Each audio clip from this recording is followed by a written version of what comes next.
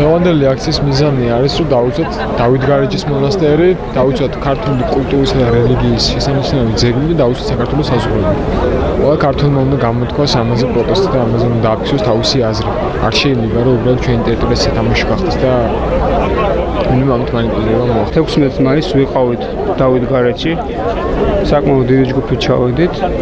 ქართულმა მესაზღვრეებმა მონასტრის გარკვეული ტერიტორიის დათვალიერების საშუალება არ მოგცეს. მართალია ჩვენი აზერბაიჯანი მესაზღვრეები არ გვინახია, მაგრამ არ შეგვიშვეს იმ ტერიტორია. Absolut, ჩვენ ვითხოვთ დავითგარეჯის ხელშეუხებლობას. ჩვენ გვინდა რომ იარაღით არ მოძრაობდნენ დავითგარეჯის სამონასტრო კომპლექსში, არც ქართველები, აზერბაიჯანელები და თავისუფლად შეძლოს ყველა თუნდაც ქართულ მომლოცველებს და თუნდაც ტურისტებს, რომ გადავიდნენ მთელი ტერიტორია დაათვალიერონ და გაიგონ როგორი დიდებული წარსული აქვს ქართველებს. ეს ტერიტორია არ შეიძლება იყოს სადავო, ისტორიულად გვეკუთვნის ქართველებს და ეს არის საქართველო და იქნება კიდეც საქართველოს სული.